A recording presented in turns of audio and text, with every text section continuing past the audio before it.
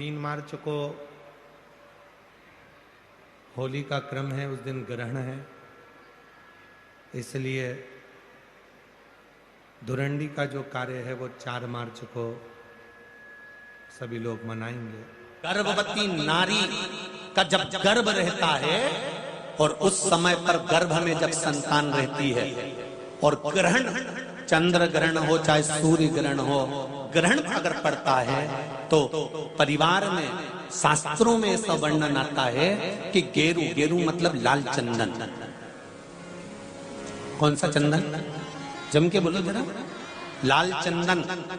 ये गेरू तो बाद में आप लोगों ने उधर पे लगाना चालू करा, पर नियम ये है कि गर्भ में अगर बच्चा रहता है तो ग्रहण पड़ता है, चंद्र ग्रहण पड़े, सूर्य ग्रहण पड़े, तो जो नारी का गर्भ रहता है, भले वो 3 महीने का हो, 2 महीने का हो, 1 महीने का हो, 8 महीने का हो, 9 महीने का हो, 10 महीने का, नारी का अगर गर्भ है तो बुजुर्ग लोग भी कहते हैं, उनको ये भले नहीं मालूम होगा कि क्यों गेरू लगाते। गेरू नहीं, लाल चंदन की 3 रेखा नारी को अपने पेट पर खींच लेना चाहिए। क्या होता है तो कहा, बच्चा विपरीत पैदा नहीं होता, बच्चा स्वतंत्र स्वस्थ अच्छा पैदा होता है, सुखी पैदा। आप में से कितनी माताएं जो जानती हैं इस बात को? हाथ उठाओ जरा। जानती हैं सर कि जब गर्भ में बच्चा रहता है तो माताएं कह देती है, सास कह देती है, बेटा थोड़ा गेरू लगा लेना, पेट में थोड़ा सा गेरू लगा ले, थोड़ी सी मिट्टी लगा ले, थोड़ा सा कुछ पेट पर लगा ले, क्योंकि ग्रहण पड़ रहा है। क्यों? अगर ग्रहण पड़ी हुई संतान जन्म लेगी तो ये अपने ही धर्म का विरोध करेगी, सत्य का विरोध करेगी, गलत मार्ग पर चलेगी। और अगर शरीर पर एक त्रिपुंड लगा दिया गया, पेट पर ग्रहण के समय पर गेरू लगा दिया गया, लाल चंदन लगा दिया गया, तो जो बच्चा जन्म लेगा वो माता पिता के विरोध में कभी नहीं खड़ा हो सकता, धर्म के विरोध में कभी नहीं खड़ा हो सकता, सत्य सनातन धर्म के विरोध में कभी खड़ा नहीं हो सकता, हिंदू धर्म के विरोध में कभी खड़ा नहीं हो सकता, हमारे पक्ष में हमेशा बना रहेगा। सनातन धर्म का कुल में पैदा होकर, सनातनी होकर, हिंदू धर्म में पैदा होकर भी अगर कोई हिंदू धर्म का विरोध करता है तो समझ लेना कि यह ग्रहण की औलाद पैदा हुआ है, ये साधारण नहीं है, ग्रहण से पैदा हुआ है। इसलिए सनातनियों का भी विरोध करने के लिए खड़ा हुआ। और आप सबसे निवेदन है, जब ग्रहण पड़े गर्भ पर, भले गेरू की 3 लाइन खींच लो, चाहे लाल चंदन की 3 लाइन खींच लो, पर अपने गर्भ पर गेरू लगाना जरूरी होता है, क्योंकि बच्चा अपने माता पिता की भी नहीं सुनता अगर ग्रहण का भाव उस बच्चे पर पड़ जाए। अगर माता पिता को अपनी सेवा करवाना है तो गर्भस्थ बालक को जब ग्रहण पड़े तो शरीर पर थोड़ा सा त्रिपुंड लगा लेना चाहिए। क्यों? क्योंकि बुजुर्ग माँ बाप की जिंदगी खराब नहीं हो। कई कई बेटे ऐसे होते हैं माता पिता को नहीं गिनते, कई कई बेटे ऐसे होते हैं माँ बाप को 2 रोटी नहीं देते, वृद्धाश्रम में छोड़ आते हैं। समझ लो कि ये ग्रहण के पैदा हुए, ये नहीं।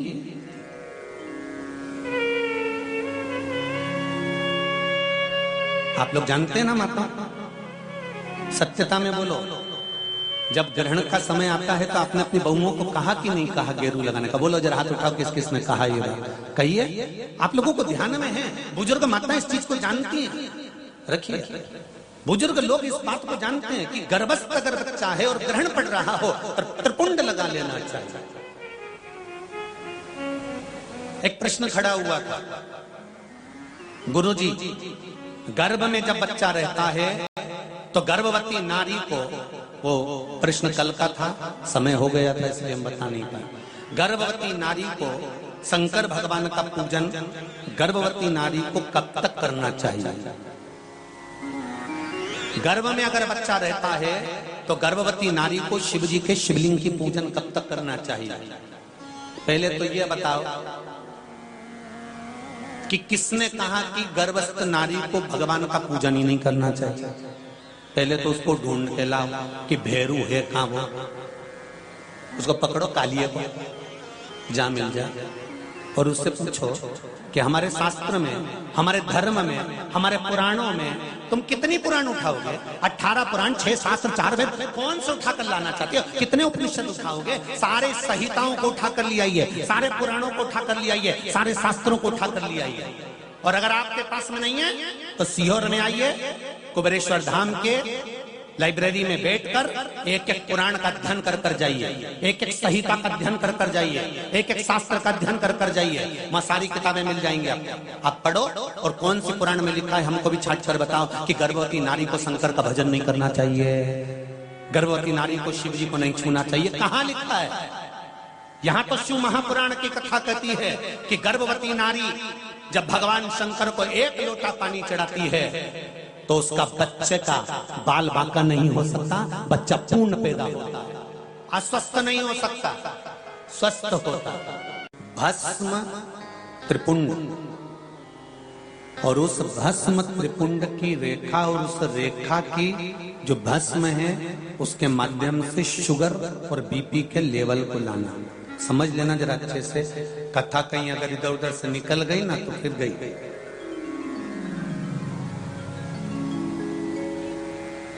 सती मैया को भोलेनाथ जी ने समझाया, बिठाया,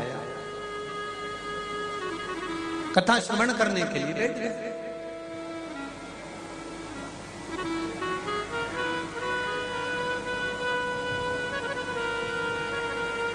और जब कथा सुनने के लिए बैठे, चित्त लगना चाहिए। एक बात अपने जीवन में उतारिएगा थोड़ा सा। आप कोई भी कार्य करें, भगवान का भजन करते हो, अगर दिया लगाते हो घर में, भगवान को दीप लगाते हो, उस दिए को लगाते समय भी अगर आपका मन, आपका चित्त, आपकी वृत्ति, आपका हृदय पूर्ण तरह से समर्पित होकर अगर दिया लगा रहे हो तो ये पक्का विश्वास मानकर चलना कि जिस कार्य के लगा रहे हो वो कार्य आपका 15 दिन के अंदर हो ही जाएगा। अगर दिल से लगा रहे हो तो।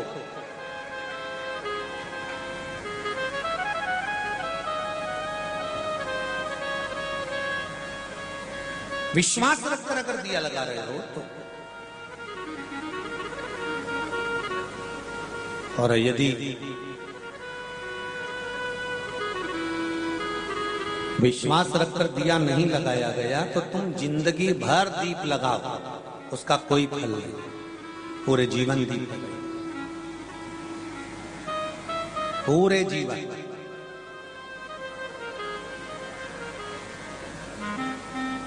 भरोसो दृढ़ चरण के, भरोसो दृढ़ चरणन कीरो, श्री वल्लभ नख चंद्र छटा, श्री वल्लभ नख चंद्र छटा, सब जन माही अंधेरो, भरोसो दृढ़ चरण करो, भरोसो दृढ़ चरण करो। एक विश्वास, एक चावल का दाना भी अगर आप समर्पित कर रहे हो तो विश्वास। पंडाल में लाखों लोग बैठे हुए हैं और जितने कथा पंडाल में बैठे हैं उनसे भी लाखों लाखों करोड़ों लोग शिव महापुराण की कथा आस्था चैनल पर, फेसबुक और यूट्यूब पर श्रवण कर रहे हैं। उनसे निवेदन करूंगा, 1 लोटा पानी अगर शंकर भगवान को चढ़ा रहे हो, 1 चावल का दाना भी अगर आप शिव जी को चढ़ा रहे हो, 1 बेलपत्र भी अगर आप शंकर भगवान को समर्पित कर रहे हो, और 1 पुष्प की पंखड़ी भी आप शिव को दे रहे हो, तो ये शंकर कभी खाली नहीं जाने देता, इसका फल कभी ना कभी दे ही देता। वो शिव है, वो शंकर।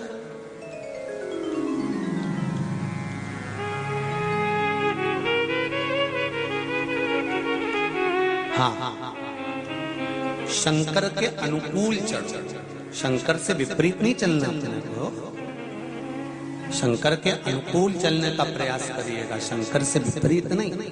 नंदी शंकर से एक बार विपरीत चल दिए थे, नंदी ने एक बार शिव जी का कहना नहीं माना था, तब भगवान शंकर ने कह दिया था, नंदी अभी तक तू मेरे साथ में मंदिर के अंदर रहता है, अब तू मंदिर के बाहर रहेगा।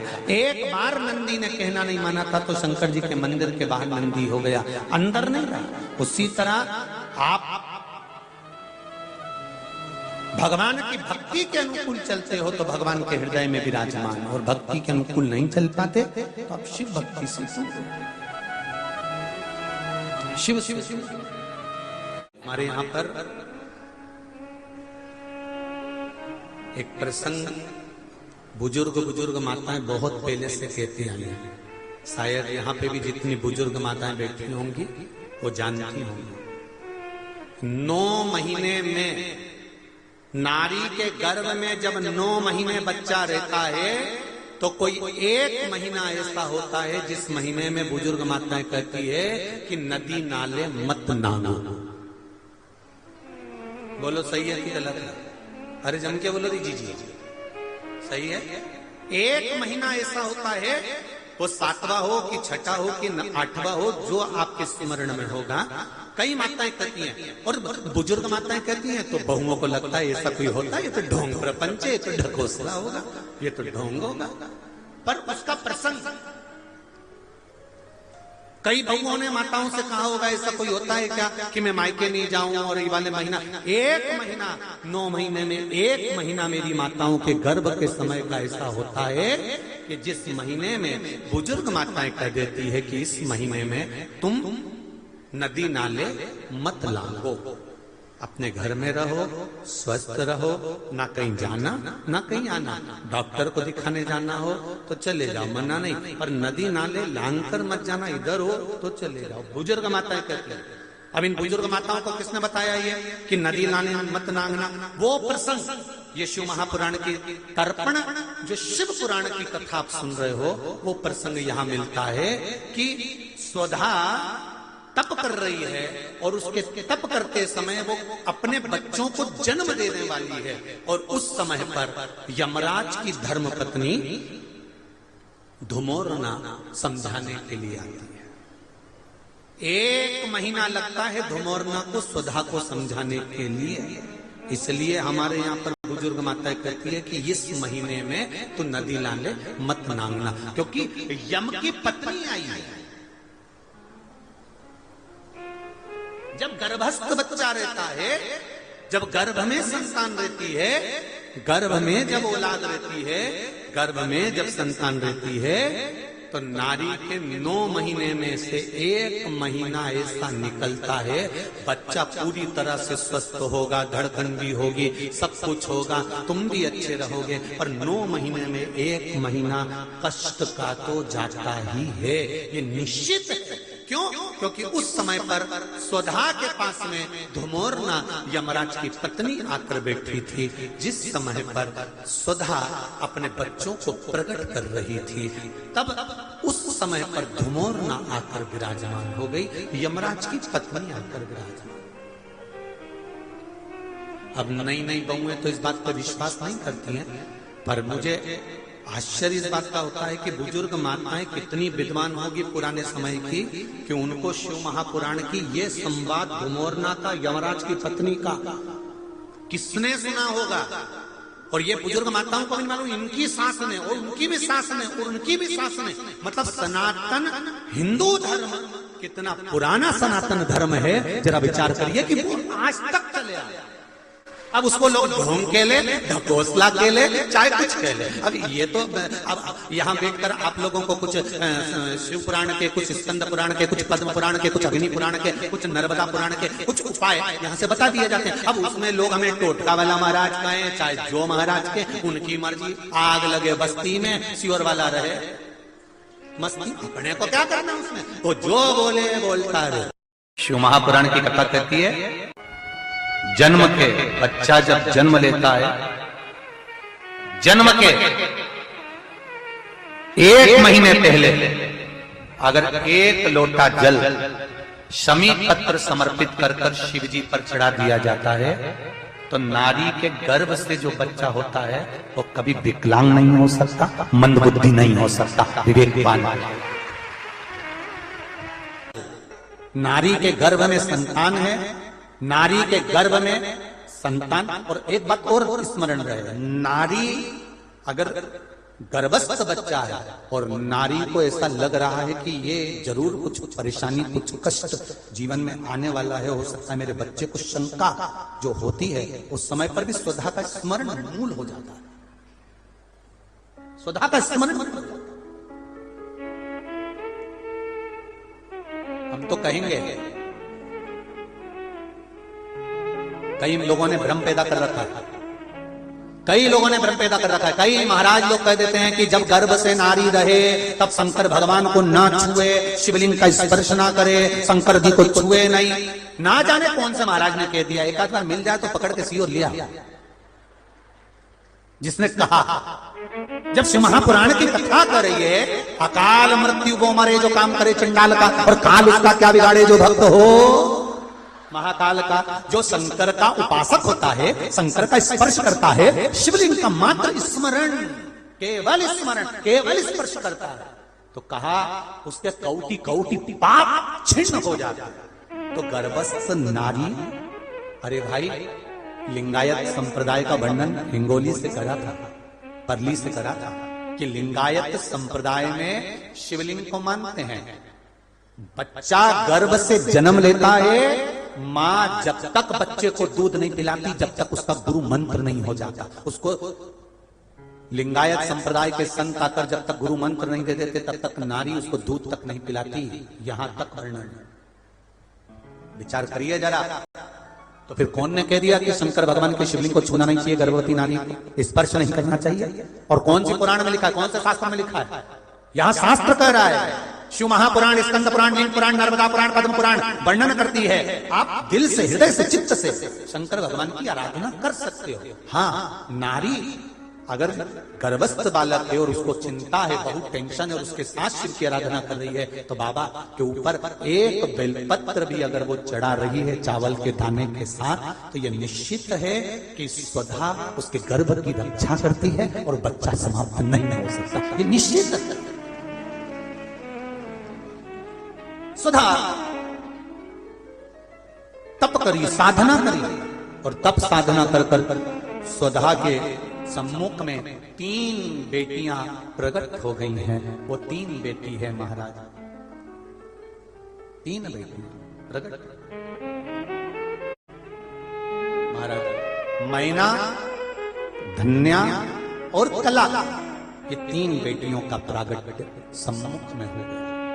आप देखेंगे कल की कथा में कि मैना, धन्या, कला, इन तीनों के नाम से जिसको स्वप्न में सांप दिखते हो, मरे हुए व्यक्ति नजर आते हो, या घर में बार बार घात आ रही होती है, तो पितरों की 3 लड़कियां मैना, धन्या और कला, इन तीनों के नाम से पीपल के पत्ते की बंदरवाल कैसे बांधी जाती है, जिससे घर में सांप भी नहीं निकलते, स्वप्न में सांप नहीं दिखते, और घर में कोई गलत कार्य नहीं होता, जैसे बच्चे गलत संगत की ओर नहीं जाते, मदिरा पान जुआ वेश्यावृत्ति